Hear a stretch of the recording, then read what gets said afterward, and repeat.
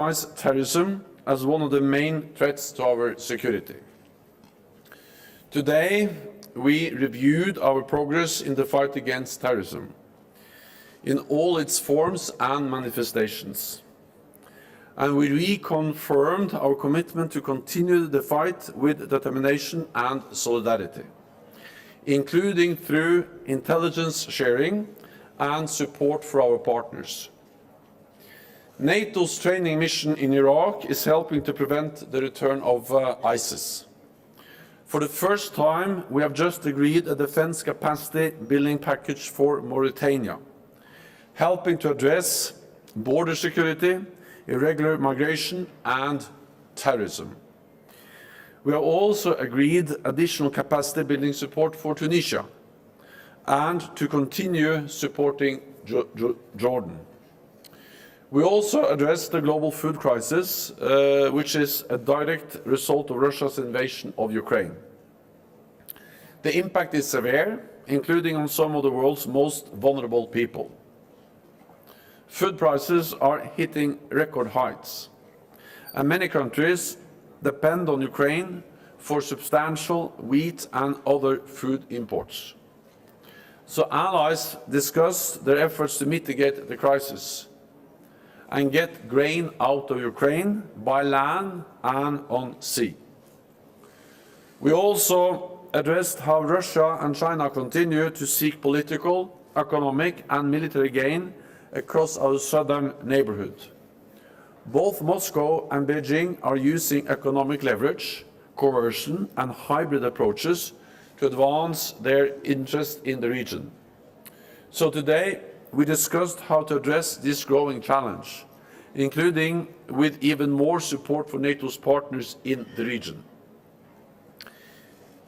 We face the most serious security situation in decades, but we are rising to the challenge with unity and resolve. The decisions you have taken in Madrid will ensure that our alliance continue to preserve peace, prevent conflict, and protect our people and our values. Europe and North America standing together in NATO. Let me close by thanking Prime Minister Sánchez, the Spanish government, and the people of Madrid for hosting this historic summit.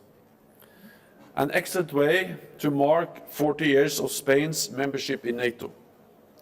We will meet again for a NATO summit in Vilnius, Lithuania next year. And with that, I'm ready to take your questions. We'll start with CNBC.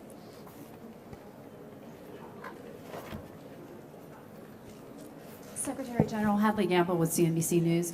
Could I ask you to respond directly to the comments we heard overnight from Russian President Vladimir Putin? He essentially suggested that Sweden and Finland joining the alliance would require some kind of response from the Russian government. He said that if there were NATO weapon systems placed in those two countries, that would precipitate a direct response from his government. And could I also ask you to respond directly to him, and when he says that at this point, Ukraine should surrender completely and all he wants is the Donbass region?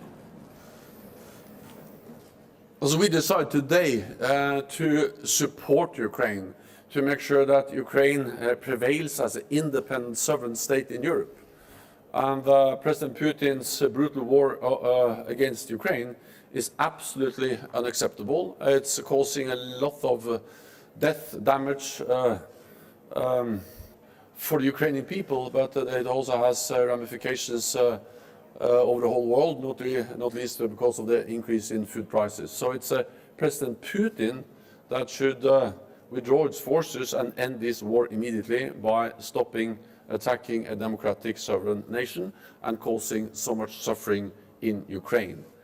When it comes to Finland and Sweden are sovereign nations, and they have the right to choose their own path and to join NATO. We have welcomed them into our alliance, and we are, of course, prepared for any eventuality.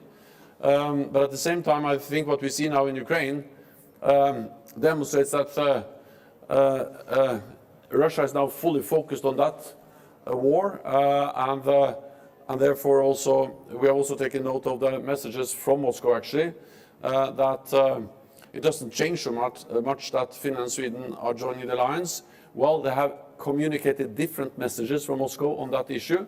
The most important thing for us is that Finland and Sweden will become members of the alliance. We are there to protect all allies, and of course also Finland and Sweden, and we are prepared for all eventualities. Okay. We'll go to Swedish radio. Jan Andersson, Sveriges Radio. Now you will apparently have another two member states, Sweden and Finland. What kind of challenges will you have in terms of unity? You have a lot of differences in way of these groups of member states. We're talking about economics, politics, and military power. And the second question, if I may, when will you sign the accession protocol? Thank you. The political decision, the real decision to invite Finland and Sweden to join NATO was taken at this summit yesterday. So that decision has been taken, and then we will do the formal signing of the accession protocol on Tuesday, with the presence of the Swedish and Finnish foreign ministers. But the reality, the decision has been decided already with the political decision by all the leaders yesterday at this Madrid summit. Then I think on the question of unity, I think that sometimes it's easy to in a way confuse two very different things. NATO has never been and will never become a monolithic organization where 30 and soon 32 allies agree on every issue. We are 32 different countries with different political parties in government and different culture, different history, different geography from both sides of the Atlantic. So you will always find differences. And for me, that's not a weakness. That's just an expression of the strength of NATO, that we are democratic nations with a variety of different opinions on many issues.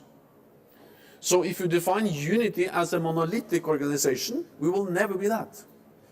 But if you define unity as something completely different, that, well, we are different, but we are able to unite and stand together on the core issues to protect and defend each other, then we have actually demonstrated unity and resolve at this summit, as we have done for more than 70 years. Providing the security, preserving peace, preventing war, and sending a clear message to any potential adversary that we are there to protect and defend all allies. And as long as that is credible, which it is in NATO, then no ally will be attacked. NATO's main purpose is to prevent war by having credible deterrence. Okay. DPA. Ansgar Hase, German press agency DPA. Secretary General, you said that leaders agreed to invest more in NATO and to increase common funding. Can you please tell us by what percentage NATO will increase its common funding budgets? And the second question, if I may, do you support the idea of bringing Western main battle tanks to Ukraine? Thank you. We support the idea of bringing a lot of advanced equipment, including also Western modern equipment, many different types of equipment. You have seen announcements, and there was a new announcement at this summit. So, and actually NATO now has a task to help Ukraine transition from old Soviet-era equipment to modern NATO standard equipment. And of course, we are not a list of equipments we rule out or exclude from that. Ukraine needs a wide range of modern, heavy NATO standard equipment, and that's a message also from this summit. Then, on common funding, we are following up on the decision we made in principle last year that we need to invest more together. Because in a more dangerous world, we need to strengthen what we do together in NATO. And we have decided a trajectory for common funding up to 2030. The specific figures will be decided in the yearly or annual budgets. What I can say is that the agreement we have reached today represents a considerable, significant increase in NATO's common funded budgets.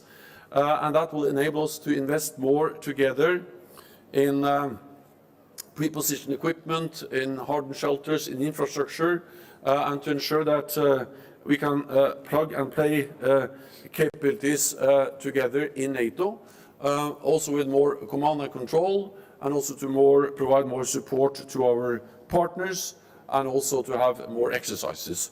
So it is a significant, considerable increase in NATO's common funded budget and an agreed trajectory towards 2030. Okay. ABC. Thank you, Secretary General Esteban Villarejo from Spanish newspaper ABC.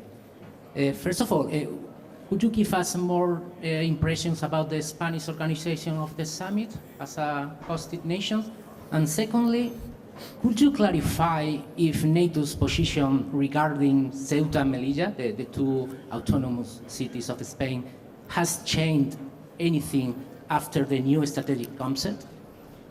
Above all, regarding to the Article 5. Thank you very much. The hosting by the Spanish government of this summit has been perfect, impeccable, excellent. And all allies expressed their gratitude to Spain for hosting us in Madrid, a beautiful city, at the Royal Palace and at the Prado Museum, and then at this conference here where all the facilities have been in place and actually provided the best possible framework for a historic NATO summit. A summit that has taken transformative decisions for our alliance. We have the new Madrid NATO strategic concept, and we have all the other decisions. So we are extremely grateful to the Spanish government, to Pedro Sánchez, the Prime Minister, and the people of Madrid in the way you have hosted us. And also I think it demonstrates that Spain is really a highly valued and important NATO ally, and it's a very good way for Spain to celebrate, to mark the 40th anniversary of your membership. On which territories NATO protects and Ceuta and Melilla, well, NATO is there to protect all allies against any threat. At the end of the day, it will always be a political decision to invoke Article 5, but rest assured, NATO is there to protect and defend all allies. Politico. Thanks very much. David Herzenhorn with Politico Europe. Secretary General, throughout the summit and in the strategic concept, we hear echoes of the Cold War. But of course, the nuclear non-proliferation architecture has fallen away. We have unprecedented numbers of troops on the eastern flank, a hot war, not a cold war, in Ukraine. Has the world entered an era that is even more dangerous than the Cold War? And based on your discussions with leaders, do you have a sense that there's consensus and unity around what are the red lines that Russia must not cross to avoid a direct conflict with NATO? We live in a more dangerous world, and we live in a more unpredictable world, and we live in a world where we have actually a hot war going on in Europe, with the large-scale military operations we haven't seen in Europe since the Second World War. And of course, this is imposing suffering on the Ukrainian people, and we see it every day, and we pay tribute to their courage, to their bravery, and we also convey that message to President Zelensky when he addressed the summit. At the same time, we also know that this can get worse, because if this becomes a full-scale war between Russia and NATO, then we'll see suffering, damage, death, destruction at a scale which is much, much worse than what we see in Ukraine today. And therefore, NATO fundamentally has two tasks. One is to provide support to Ukraine. NATO and NATO allies provide unprecedented support to Ukraine. We are stepping up, and we agreed a package at this summit. But we also have a core responsibility, of course, to prevent escalation beyond Ukraine. And that's the reason why NATO is not part of the conflict on the ground. We support our highly valued partner, Ukraine, but we're not part of the conflict. And also why we have so significantly increased our presence in the eastern part of the alliance with more than 40,000 troops under direct NATO command, to remove any room for miscalculation, misunderstanding in Moscow about our readiness to protect every inch of NATO territory. And that's NATO's core responsibility. to make sure that there is no misunderstanding in the minds of any adversary, that if they do anything like what Russia has done to Georgia in 2008 or Ukraine now, that will trigger the full response from the whole alliance. And that's the main message. And that is credible, and that's the reason why we are preventing attack and preserving peace for NATO allies, close to 1 billion people. The last question will go to Deutsche Welle NPR. Hi, thank you. Terry Schultz with Deutsche Welle. Mr. Secretary General, you said that allies had spoken about how to help mitigate food insecurity and the spreading of hunger, but what did they decide? Is this NATO's role, and what can you do? And could you also address these reports that the Russians have left, for whatever reasons, Snake Island? Will this help free up shipping routes? Thank you. So NATO allies, first of all, I think it's important that NATO allies meet and coordinate and discuss and exchange views and compare notes on the different efforts that NATO allies are involved in to try to get more grain out of Ukraine, to get food out of Ukraine.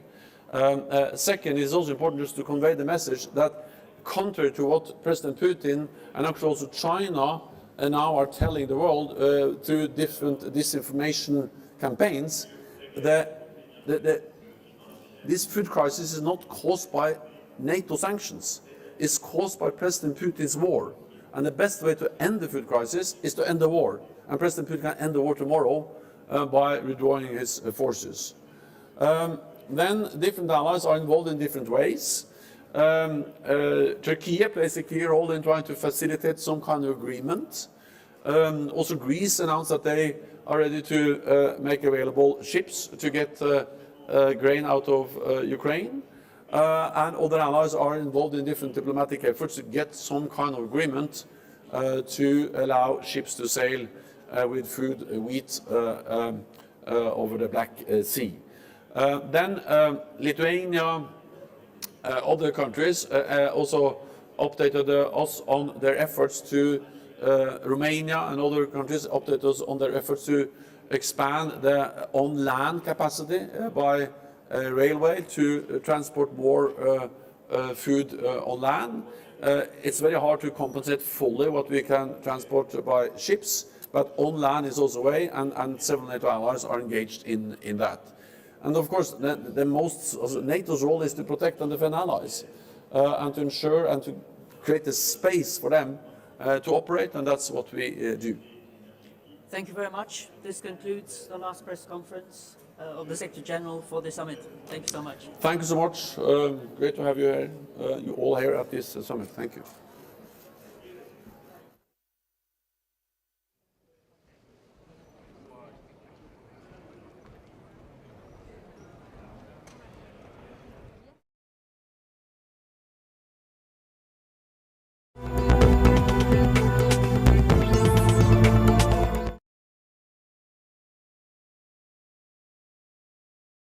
Il ne s'agit pas de l'Ouest contre le reste, il s'agit de la guerre ou de la paix en Europe. La France, ses alliés, ses partenaires européens n'ont qu'un camp, celui de la paix, de la démocratie et du respect du droit international. C'est l'Ukraine qui aujourd'hui les défend de toutes ses forces. Elle ne fait pas partie de l'OTAN, l'article 5 ne s'applique pas, mais le combat qu'elle mène pour se défendre est le nôtre. Il en va de notre sécurité. Nous la soutiendrons donc aussi longtemps qu'il le faudra. La deuxième décision que nous avons prise à ce sommet est le renforcement de notre posture de dissuasion et de défense.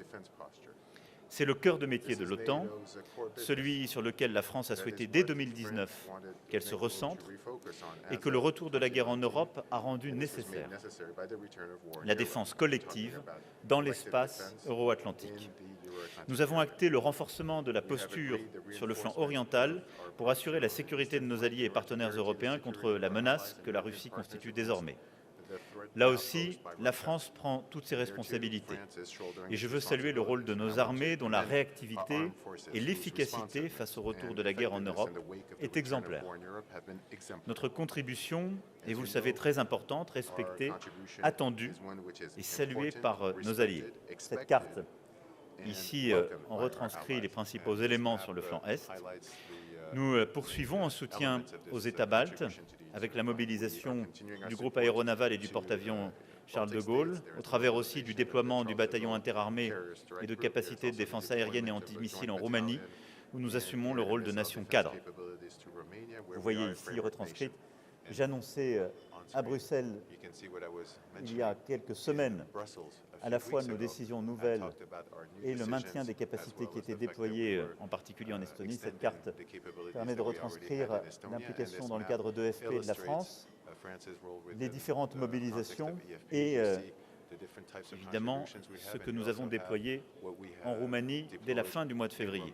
Je vais ici dire l'importance et la crédibilité de la France dans ce dispositif. Nous avons pris la décision d'être nation cadre en Roumanie pour la première fois. Nous avons démontré notre réactivité à cet égard, puisqu'il a fallu 5 jours entre la décision politique et le déploiement complet de nos troupes sur le terrain. Et ce qui montre cette réactivité si importante. Et j'ai pu confirmer à l'occasion de ce sommet notre volonté de renforcer encore notre dispositif pour répondre aux besoins de nos alliés européens en tant que de besoin, comme cela sera le cas au niveau d'une brigade